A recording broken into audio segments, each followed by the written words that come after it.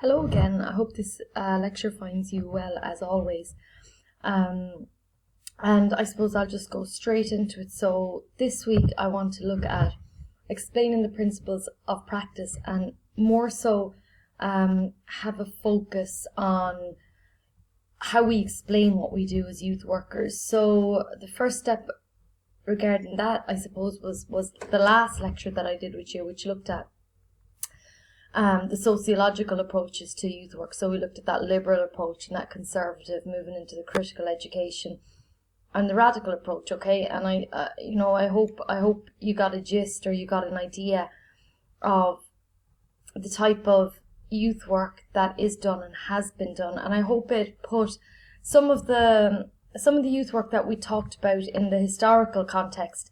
I hope it made sense of that. And even moving into our own current context, what type of youth work we actually do. So, yeah, I hope those sociological approaches, as it were, helped you define a little bit more what you're doing in your work and how you're doing it.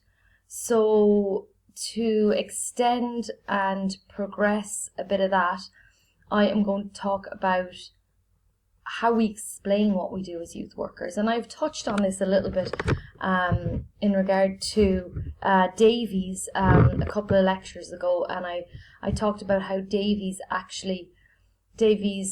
in Batsler and Davies' book talks about what the principles are, or what does youth work look like, what are the principles of youth work, okay, and hopefully some of you will see by looking at these principles that it's actually what you're doing.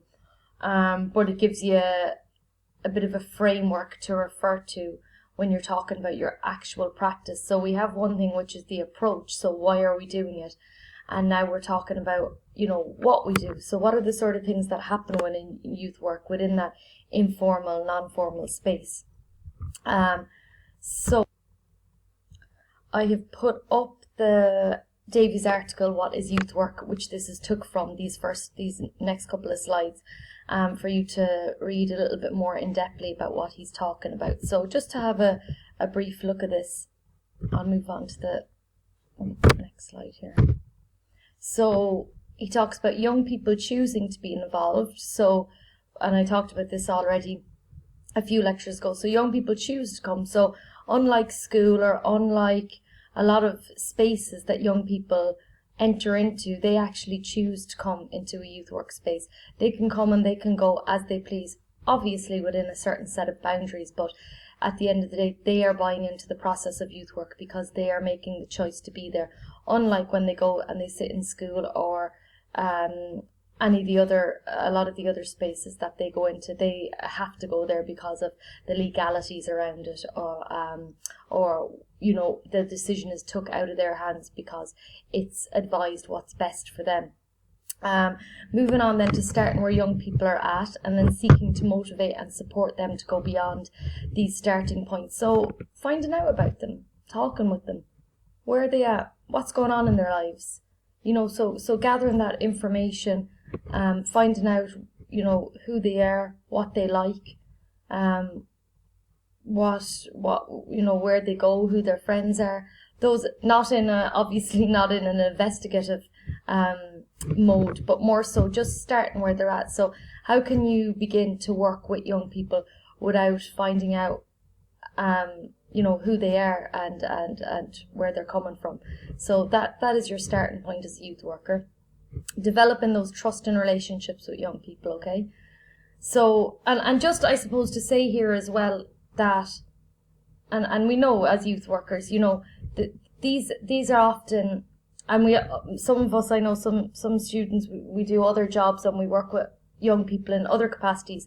But I suppose the important thing to say when we're talking about these principles of practice is that while absolutely, you could say teachers do this, social workers do this, absolutely, they do this, but this is the core of our job as youth workers, as opposed to someone who's in the teaching capacity. The core of their job is to facilitate, is to deliver formal education in a formal style, okay? and this is often the consequence of, that they build the relationships in order to deliver that formal education. Young people obviously don't choose to be involved; they have to be there. So these principles are at the core of what makes youth work.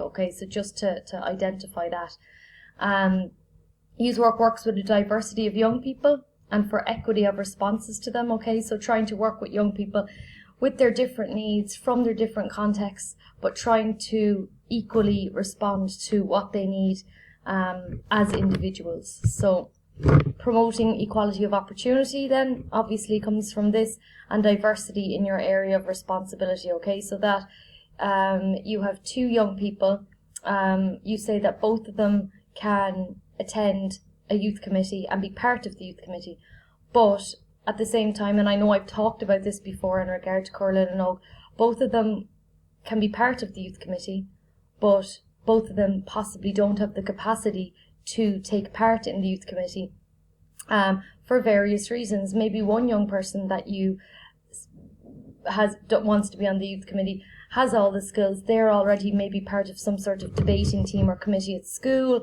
They come from possibly a family which will support this, and possibly the other young person who's asked to be on the committee and who you would like to see on the committee for various reasons may not have the skills, may not have ever been on a committee, may not be from a family who supports them. So how do you ensure that both of them will get an equal opportunity to sit on that committee, but even though they have a diversity of skills and backgrounds coming to that, which may favour one young person over the other? So that's where you talk about, okay, they can both be on it, but maybe one of the young people who doesn't have all those skills, maybe there's things that can be done in regard to equipping them with them skills. Maybe there's some sort of peer mentor relationship that you could set up with the young person who has the skills in order to transfer those skills to the other young person, something like that. So it's that equality of opportunity that you try to highlight and devise consistently as a youth worker. Moving on then, so working with and through young people's friendship groups, and this is quite self-explanatory, okay? So because if you're starting where they're at, often you're starting through talking to the young person through their peer groups, with their peer groups. Youth work as a process, okay? That is a process, so we're not focused predominantly on that end product, such as, again, and I know I refer to education or welfare, a social works context. So as a teacher, you want them to get that final qualification. Absolutely, the process is important, but the end goal is for them to get that junior cert or get that leaving cert. Or as a social worker, the end goal might be that they go back into the care of their parents as opposed to living in residential accommodation for young people. So this, again, as I said, process is imperative and is at the core again of what we do as youth workers. And again, I'm saying what most of us know as youth workers, but this is just giving an actual framework to the whole practice, and that we engage in regular reflective practice, okay, and looking at what have we done, what can we change, and what's the plan going forward. So that cycle of reflective practice that we're continuously engaging with ourselves, with co-workers, and with young people themselves. So Davies says, and this is a really nice quote, and it's in the article that I gave you at the end, youth work is well prepared and highly disciplined, yet improvised. And I hope this makes sense to people. It absolutely makes sense to me. And while responding sensitively to the signals and prompts of others, it continues to express the worker's own intentions, insights, ideas, and feelings and flair. Okay, so I hope between the last lecture when we looked at the approaches and the beginnings of this lecture looking at the principles of practice, it's starting to come together that youth work is this, that we're aware of what sort of approaches we're taking, of what we're bringing to the table as youth workers, because we're not there as a neutral participant in the whole process. We're bringing a set of tools. We're bringing ourselves to the table, and to be aware of what that means and how that influences the process. Okay, so how do we explain what we're doing without the visual pictures getting in the way? And again, I talked about this a few lectures ago. So I've talked about the principles, okay? So when we talk about those principles, how do we generally express those principles? In general, those principles are expressed, and like I've said here, through pictures. We tell stories, or we talk about the actual activities that we engage in with the young people. So people will see us playing football with young people. They'll see us cooking. They'll see us doing art. You know, what you see is what you get. Is that the truth? You know, so people might turn around. I know as a youth worker, people have turned around to me and said, God, it's a great job you have there, going to the cinema, going to play football with the young people. God, it's a gorgeous day out, which actually is here at the moment as I'm recording this. But God, it's a gorgeous day out. Aren't you lucky now to have a job where you can go out playing football? Geez, that's great stuff there. Or aren't you lucky now that you can get fed as well as everything else in your job because you're cooking every day with the young people? Okay, so things like that. But is that what we're doing? So we're cooks, are we? And we're sports instructors, are we? And we're artists and art teachers and art instructors? Absolutely not. They're all aids in order to facilitate the process with the young people, the process of youth work, that process of building those relationships, that process of getting to know them, of meeting them where they're at. So how do we begin to explain this then to the outside world, I suppose?